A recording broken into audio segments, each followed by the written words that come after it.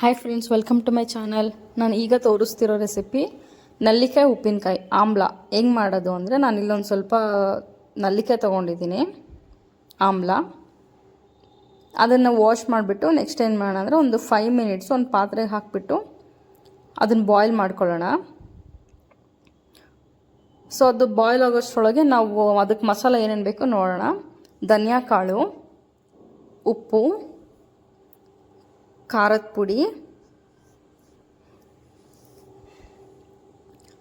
ಆಮೇಲೆ ಸೋಂಪು ಕಾಳು 1 ಸ್ಪೂನು, ಆಮೇಲೆ 1.5 ಸ್ಪೂನಷ್ಟು ಸಾಸಿವೆ, ಆಮೇಲೆ 1 ಸ್ಪೂನಷ್ಟು ಮೆಂತೆ, ಆಮೇಲೆ 1.5 ಸ್ಪೂನಷ್ಟು ಯೆಲ್ಲೋ ಸಾಸಿವೆ, ಹಳದಿ ಸಾಸಿವೆ, ಆಮೇಲೆ ಒಂದು ಸ್ವಲ್ಪ ಅರಿಶಿನ ಪುಡಿ, ಆಮೇಲೆ ಹಿಂಗು. ನೆಕ್ಸ್ಟ್ ಏನು ಮಾಡೋಣ ಅಂದರೆ, ನಾನು ಇವಾಗ ಏನು ತೋರಿಸಿದ್ನಲ್ಲ ಸೋಂಪು ಕಾಳು, ಆ ಸೋಂಪು ಕಾಳು ಹಾಕ್ಕೊಳ್ಳಿ. ನಿಮಗೆ ಸೋಂಪು ಕಾಳು ಇಷ್ಟ ಆಗಲಿಲ್ಲ ಅಂದರೆ ನೀವು ಸ್ಕಿಪ್ ಮಾಡ್ಬೋದು. ಬಟ್ ಅದ್ರದ್ದೇನು ಫ್ಲೇವರ್ ಇರಲ್ಲ. ಅದು ನಾವು ಎಲ್ಲ ಫುಲ್ಲು ಮಸಾಲ ರುಬ್ಬಿದಾಗ ಅದ್ರ ಸೋಂಪು ಕಾಳ್ದು ಏನು ಫ್ಲೇವರ್ ಜಾಸ್ತಿ ಬರ್ತಾ ಇರಲ್ಲ, ಬಟ್ ಚೆನ್ನಾಗಿರುತ್ತೆ ಟೇಸ್ಟು. ಸೊ 1 ಸ್ಪೂನಷ್ಟು ಧನಿಯಾ ಕಾಳು, ಆಮೇಲೆ 1.5 ಸ್ಪೂನಷ್ಟು ಹಳದಿ ಸಾಸಿವೆ, ಯೆಲ್ಲೋ ಸಾಸಿವೆ,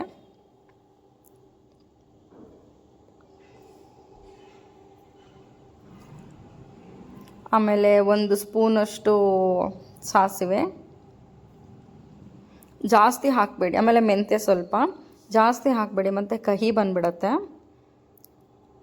ಸೊ ಎಲ್ಲದನ್ನು ಡ್ರೈ ರೋಸ್ಟ್ ಮಾಡ್ಕೊಳ್ಳೋಣ. ಲೋ ಫ್ಲೇಮಲ್ಲೇ ಮಾಡ್ಕೊಳ್ಳಿ, ಮತ್ತು ಸೀದ್ಬಿಟ್ರೆ ಅದು ಉಪ್ಪಿನಕಾಯಿ ಎಲ್ಲ ಕಹಿ ಬಂದುಬಿಡುತ್ತೆ. ನೆಕ್ಸ್ಟ್ ಏನು ಮಾಡ್ತೀನಿ ಅಂದರೆ, ನಾನು ಬ್ಯಾಡಗಿ ಮೆಣಸಿನ್ಕಾಯಿ ಬರುತ್ತಲ್ಲ, ಅದು 1-2 ಮೆಣಸಿನ್ಕಾಯಿ ಹಾಕ್ತಾಯಿದ್ದೀನಿ. ಅದು ಕಲರ್ ಚೆನ್ನಾಗಿ ಕೊಡುತ್ತೆ. ಫುಲ್ಲು ಉಪ್ಪಿನಕಾಯಿ ಕಲರ್ ತುಂಬ ಚೆನ್ನಾಗಿ ಕೊಡುತ್ತೆ, ಅದಕ್ಕೋಸ್ಕರ. ಸೊ ಲೋ ಫ್ಲೇಮಲ್ಲೇ ಮಾಡಿ, ಇಲ್ಲಾಂದರೆ ಅದು ಸೀದೋಗ್ಬಿಡುತ್ತೆ. ಸೀದೋದ್ರೆ ಫುಲ್ಲು ಚೆನ್ನಾಗಿರಲ್ಲ, ಉಪ್ಪಿನಕಾಯಿ ಕಹಿ ಬಂದುಬಿಡುತ್ತೆ, ಅದಕ್ಕೋಸ್ಕರ. ಸೊ ನೋಡಿ, ಇದಿಷ್ಟು ಆಯಿತು. ನೆಕ್ಸ್ಟ್ ಏನು ಮಾಡೋಣ ಅಂದರೆ, ಇದನ್ನೆಲ್ಲದನ್ನು ಮಿಕ್ಸಿ ಜಾರ್ಗೆ ಹಾಕ್ಕೊಳ್ಳೋಣ. ಮಿಕ್ಸಿ ಜಾರ್ಗೆ ಹಾಕೊಂಡ್ಮೇಲೆ ನಾನು ಉಪ್ಪಿದಕ್ಕೆ ಹಾಕ್ತಾಯಿದ್ದೀನಿ. ಇದಕ್ಕೆ ಸ್ವಲ್ಪ ಹಾಕೋಣ, ಆಮೇಲೆ ಉಪ್ಪಿನಕಾಯಿ ಕಲಿಸ್ಬೇಕಾದ್ರೆ ಇನ್ನೂ ಸ್ವಲ್ಪ ಹಾಕೋಣಂತೆ. ಆಮೇಲೆ ಖಾರದ ಪುಡಿನೂ 1 ಸ್ಪೂನಷ್ಟು ನಾನು ಇದಕ್ಕೆ ಹಾಕ್ತಿದ್ದೀನಿ.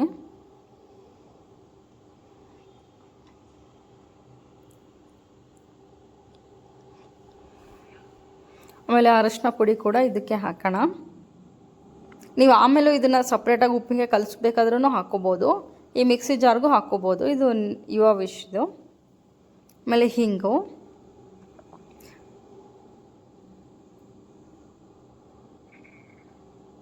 ಸೊ ಇಷ್ಟೂ ನಾವೇನು ಮಾಡೋಣ, ಡ್ರೈ ರೋಸ್ಟ್ ಪೌಡರ್ ಮಾಡಿಟ್ಕೊಳ್ಳೋಣ. ನೋಡಿ, ಇಷ್ಟು ಸಾಫ್ಟ್ ಪೌಡರ್ ಆದರೆ ತುಂಬ ಚೆನ್ನಾಗಿರುತ್ತೆ. ನೆಕ್ಸ್ಟ್ ಏನು ಮಾಡೋಣ ಅಂದರೆ, ಒಂದು 5 ಮಿನಿಟ್ಸ್ ಆದಮೇಲೆ ನೋಡಿ, ಈ ಥರ ಬಾಯ್ಲ್ ಆಗೋಕ್ಕೆ ಸ್ಟಾರ್ಟ್ ಆದಮೇಲೆ ಒಂದು ಎತ್ಕೊಂಡು ನೋಡೋಣ. ಅದು ನೀಟಾಗಿ ಸಾಫ್ಟಾಗಿ ಬೆಂದಿದ್ರೆ ಆಫ್ ಮಾಡಿಬಿಡೋಣ, ಸಾಕು. ಅದು ಬೆಂದಿದೆ ಅಂತ ಹೆಂಗೆ ಗೊತ್ತಾಗುತ್ತೆ ಅಂದರೆ, ನೀಟಾಗಿ ಅದು ಲೇಯರ್ ಓಪನ್ ಆಗ್ತಾ ಇರುತ್ತೆ, ಪೀಸು ನೋಡಿ. ಸೊ ಇಷ್ಟು ಈಸಿಯಾಗಿ ಓಪನ್ ಆಗುತ್ತೆ.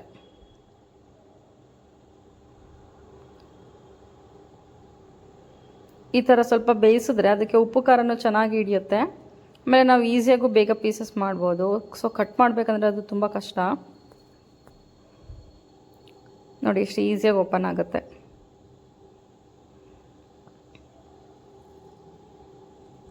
ಸೊ ನೀವೇನಾದರೂ ನನ್ನ ಚಾನಲ್ ಸಬ್ಸ್ಕ್ರೈಬ್ ಮಾಡಿಲ್ಲ ಅಂದರೆ ಈಗಲೇ ಸಬ್ಸ್ಕ್ರೈಬ್ ಮಾಡಿ, ನನಗೆ ಸಪೋರ್ಟ್ ಮಾಡಿ.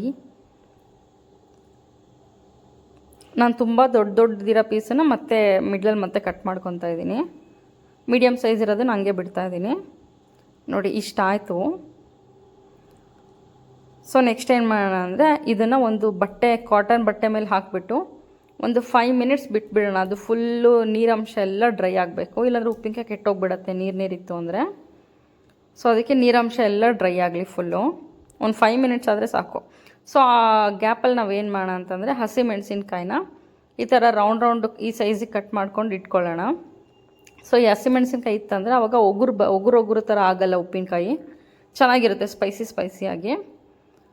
ಸೊ ನೋಡ್ಕೊಳ್ಳಿ. ಆಮೇಲೆ ಇದು ಹಸಿ ಮೆಣಸಿನ್ಕಾಯಿ ಫುಲ್ ಉಪ್ಪು ಖಾರದಲ್ಲೆಲ್ಲ ಫುಲ್ ಕೂಡ್ಕೊಂಡ್ಬಿಡುತ್ತಲ್ಲ, ಅವಾಗ ನಮಗೆ ತಿನ್ನೋಕ್ಕೂ ಚೆನ್ನಾಗಿರುತ್ತೆ ಅದು. ನೆಕ್ಸ್ಟ್ ಏನು ಮಾಡೋಣ, ನಾನಿಲ್ಲಿ ಸಾಸಿವೆ ಎಣ್ಣೆ ತೊಗೊಂಡಿದ್ದೀನಿ. ನೀವು ಸಾಸಿವೆ ಎಣ್ಣೆ ಇಲ್ಲ ಅಂತಂದರೆ ನಾರ್ಮಲ್ ಎಣ್ಣೆನೇ ಹಾಕ್ಕೋಬೋದು. ನೋಡಿ, ಇಷ್ಟು ತೊಗೊಂಡಿದ್ದೀನಿ. ಸೊ ಸಾಸಿವೆ ಎಣ್ಣೆನ ಕಾಯಿಸ್ಕೊಳ್ಳೋಣ. ನೋಡಿ ಅದು ನಲ್ಲಿಕಾಯಿ ಫುಲ್ಲು ಡ್ರೈ ಆಯಿತು, ನೀರಂಶ ಎಲ್ಲ ಹೋಯ್ತು. ಸೊ ಅದಕ್ಕೆ ನಾನು ಅದಕ್ಕೆ ಹಾಕ್ಕೊತಾ ಇದ್ದೀನಿ, ಹಸಿಮೆಣ್ಸಿಕಾಯಿ ಯಾವುದಕ್ಕೆ ಹಾಕಿದ್ವಲ್ಲ ಅದಕ್ಕೆ ಹಾಕ್ಕೊತಾ ಇದ್ದೀನಿ.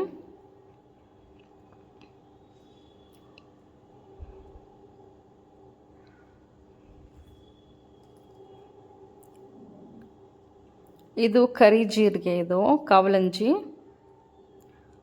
ಸೊ ಅದು ಆಪ್ಷನಲ್ಲು. ನೆಕ್ಸ್ಟ್ ನಾನೇನು ರುಬ್ಬಿಟ್ಕೊಂಡಿರ್ತೀನಲ್ಲ ಅದನ್ನು ಹಾಕೋಣಂತೆ.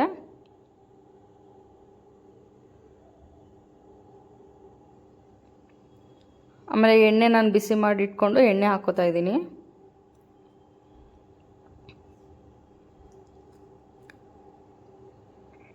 ನೀಟಾಗಿ ಮಿಕ್ಸ್ ಮಾಡ್ಕೊಳ್ಳಿ. ಇವಾಗ ನಿಮಗೇನಾದರೂ ಅಲ್ಲಿ ಉಪ್ಪು ಕಡಿಮೆ ಅನ್ನಿಸ್ತು ಅಂತಂದರೆ ಇವಾಗಲೇ ಹಿಂಗೆ ಕಲಿಸುವಾಗಲೇ ಕೂಡ ಉಪ್ಪು ಮತ್ತು ಇನ್ನೊಂದು ಸ್ವಲ್ಪ ಖಾರ ಬೇಕಂದರೆ ಖಾರದ ಪುಡಿನೂ ಹಾಕಿಬಿಟ್ಟು ಒಂದೇ ಸಲ ಮಿಕ್ಸ್ ಮಾಡ್ಕೊಳ್ಳಿ.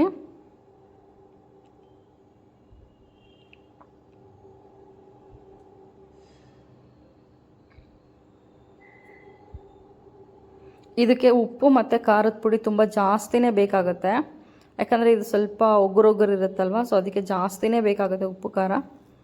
ಸೊ ಜಾಸ್ತಿನೇ ಹಾಕ್ಕೊಳ್ಳಿ. ನೋಡಿ ಈ ಅಳತೆಗೆ ಬಂದಾಗ ನಾವೊಂದು 3-4 ಡೇಸ್ ಹಂಗೆ ಬಿಟ್ಬಿಡಬೇಕು, ಯಾವುದಾದ್ರೂ ಒಂದು ಗಾಜಿನ ಬೌಲ್ಗೆ ಹಾಕಿಬಿಟ್ಟು. ಸೊ 3-4 ಡೇಸ್ ಹಂಗೆ ಗಾಜಿನ ಬೌಲ್ಗೆ ಹಾಕಿಬಿಟ್ರೆ ಏನಾಗುತ್ತೆ, ಅದು ಚೆನ್ನಾಗಿ ಉಪ್ಪು ಖಾರ ಎಲ್ಲ ಕುಡ್ಕೊಳ್ಳುತ್ತೆ. ನೋಡಿ ಆಫ್ಟರ್ 3 to 4 ಡೇಸ್ ಈ ಥರ ಆಗುತ್ತೆ. ತುಂಬ ಚೆನ್ನಾಗಿರುತ್ತೆ ಟೇಸ್ಟು. ಸೊ ನೀವೆಲ್ಲರೂ ಟ್ರೈ ಮಾಡಿ. ಇದು ಹೆಂಗೂ ಸೀಸನ್, ಇದು ಎಲ್ಲ ಕಡೆಯೂ ಸಿಗುತ್ತೆ, ನಿಮ್ಮೆಲ್ರಿಗೂ ಇಷ್ಟ ಆಗುತ್ತೆ. Thank you so much. Please ನನ್ನ ಚಾನಲ್ ಸಬ್ಸ್ಕ್ರೈಬ್ ಮಾಡಿ. Thank you.